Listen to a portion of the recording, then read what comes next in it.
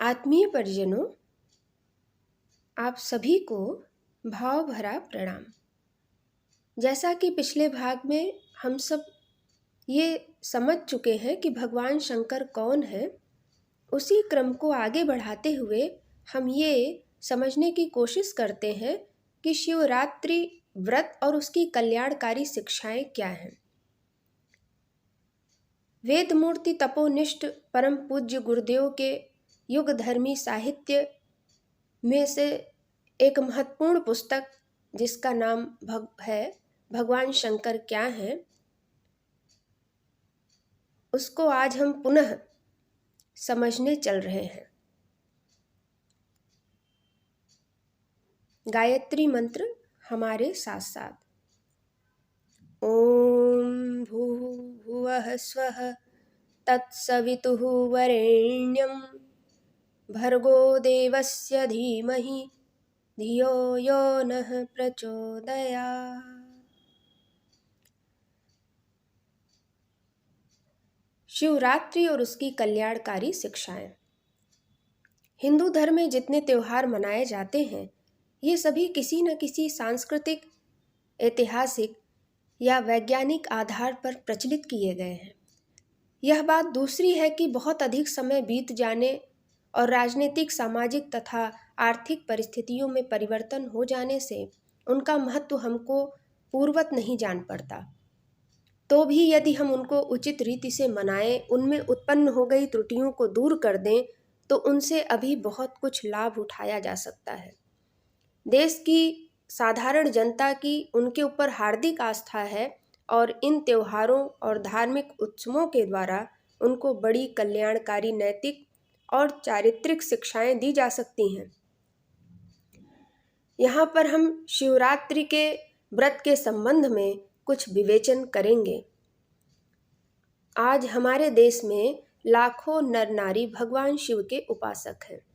उपासना का अर्थ है समीप बैठना। उपासक देव के गुणों का चिंतन, मनन और उन्हें ग्रहण करने का प्रयत्न करना, उस पथ पर अग्रसर होने की चेष्टा करना। सच्चे शिव के उपासक वही हैं जो अपने मन में स्वार्थ भावना को त्याग कर परोपकार की मनोवृत्ति को अपनाते हैं। जब हमारे मन में यह विचार उत्पन्न होने लगते हैं, तो हम अपने आत्मीय जनों के साथ झूठ, छल, कपट, धोखा, बेईमानी, ईर्ष्या, द्वेष आदि से मुक्त हो जाएंगे। यदि शिवरात्रि व्रत के दिन हम इस महान पथ का अवलंबन नहीं लेते, तो शिव का व्रत करना मात्र केवल लकीर पीटना रह जाता है। उससे कोई विशेष लाभ नहीं होता।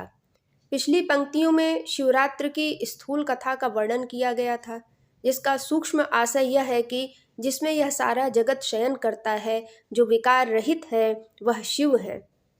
जो सारे जगत को अपने भीतर लीन कर लेते हैं, वे ही भगवान शिव है।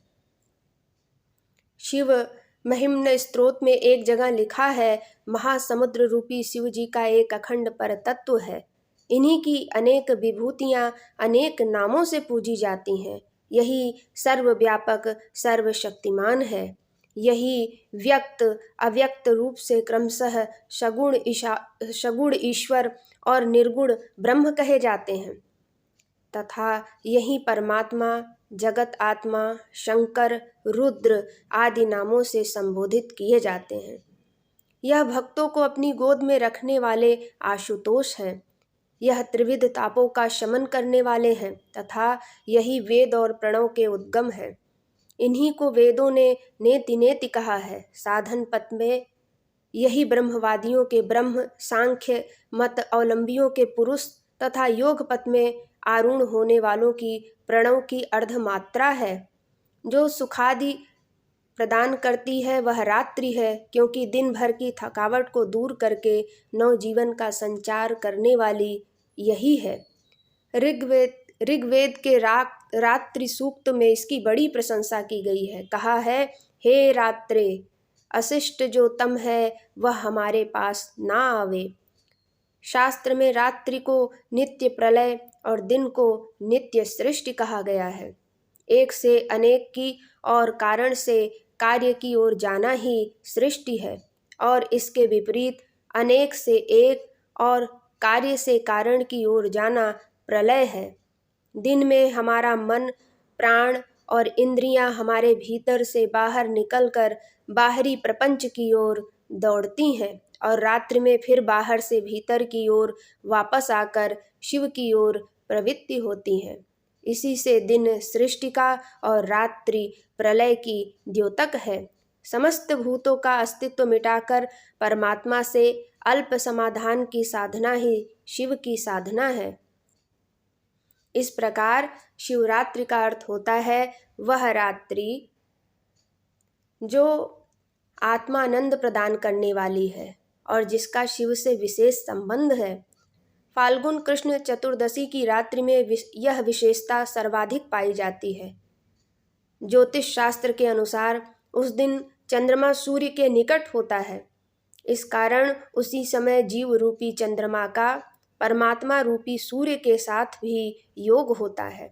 अतएव फाल्गुन कृष्ण चतुर्दशी को की गई साधना से जीवात्मा का शीघ्र विकास होता है। शिव जी के रूप की एक दूसरी व्याख्या है, वह यह है कि जहाँ अन्य समस्त देवता वैभव और अधिकार के अभिलाषी बतलाए गए हैं, वहाँ शिवजी ही एकमात्र ऐसे देवता हैं जो संपत्ति और वैभव के बजाय त्याग और अकिंचनता का वर्ण करते हैं। अन्य देवता जहाँ सुंदर रेशमी वस्त्रों से अलंकृत किए जाते हैं, वहाँ शिवजी सदा हरि चाल पहने भस्म लपेटे दीन जन के रूप में रहते हैं। इसी त्याग और अपरिग्रह के कारण वे देवताओं में महादेव कहलाते हैं। इस प्रकार शिव जी का आदर्श हमको शिक्षा देता है कि यदि परमात्मा ने हमको योग्यता और शक्ति दी है तो हम उसका उपयोग शान शौकत दिखलाने के बजाय परोपकार और सेवा के लिए करें। शिव जी का उदाहरण यह भी प्रकट करता है कि जिसे जितनी अधिक शक्ति मिली है उसका उत्तरदायित्व भी उतना ही अधिक होता है। जिस प्रकार समुद्र मंथन के समय हलाहल विष निकलने पर उसे पीने का साहस शिव जी के सिवा और कोई न कर सका, उसी प्रकार हमें भी यदि परमात्मा ने विशेष धन, बल, विद्या आदि प्रदान किए हैं तो इनका उपयोग दीन, दुखी और कष्ट ग्रसित लोगों के उपकारार्थ ही करना चाहिए। एक विदेशी विद्वान ने लिखा है कि ऋग्वेद व अथर्ववेद ने शिव के रुद्र को मंगलमय बताया है। समस्त वैदिक साहित्य में उन्हें अग्नि का रूप माना गया है। अग्नि और शिव के नामों में परस्पर घनिष्ठ संबंध है। सारे महाभूतों में अग्नि ही एक ऐसा तत्व है जो भय को सहन नहीं कर सकता। अग्नि का गुण संहार न समझकर रचना मानना अधिक युक्त है। अग्नि के इन दोनों स्वरूपों से मनुष्य की वास्तविकता की भी परीक्षा हो जाती है। यहाँ पर हम यह भी कह देना आवश्यक समझते हैं कि अग्नि का संबंध गायत्री से भी है और इस महामंत्र में अग्नि की सारी शुभ शक्तियाँ पूंजीभूत हैं। गायत्री मंजरी में शिव पार्वती संवाद आता है जिसमें भगवती पूछती हैं, हे देव, आप किस योग की उपासना करते हैं जिससे आपको परम सिद्धि प्राप्त हुई है। शिव इस संसार में आदि योगी थे, योग के सभी भेदों को मालूम कर चुके थे। उन्होंने उत्तर दिया, गायत्री ही वेद माता है और पृथ्वी की सबसे पहली और सबसे बड़ी शक्ति है। वह संसार की माता है। गायत्री भूलोक की कामधेनु है, इससे सब कुछ प्राप्त होता है। ज्ञानियों ने योग की सभी क्रियाओं के लिए गायत्री को ही आधार माना है। इस प्रकार विदित होता है कि भगवान शंकर हमें गायत्री योग द्वारा आत्मोत्थान की ओर अग्रसर होने का आदेश देते हैं, पर पिछले कुछ समय से लोग इस तथ्य को भूल गए हैं और उन्होंने भांग पीना तथा बढ़िया पकवान बनाकर खा लेना ही शिवरात्रि के व्रत का सारांश समझ लिया है। मनोरंजन के लिए स्वांग, तमाशे, गाने के साधन रह गए हैं। शंकर भगवान के स्वरूप को जैसा कि मैंने आपको निवेदन किया, इसी प्रकार से सारे पौराणिक कथानकों, सारे देवी देवताओं में संदेश और शिक्षाएं भरी पड़ी हैं। काश हमने उनको समझने की कोशिश की होती तो हम प्राचीन काल के उसी तरीके से नर रत्नों में एक रहे होते जिनको कि दुनिया वाले 33 करोड़ देवता कहते हैं। 33 करोड़ आदमी हिंदुस्तान में रहते थे और उन्हीं को लोग कहते थे कि वे इंसान नहीं देवता हैं, क्योंकि उनके ऊंचे विचार और ऊंचे कर्म होते थे। वह भारत भूमि देवताओं की भूमि थी और रहनी चाहिए। आपको यहाँ देवताओं के तरीके से रहना चाहिए। देवता जहाँ कहीं भी जाते हैं वहाँ शांति, सौंदर्य, प्रेम और सन्मति पैदा करते हैं।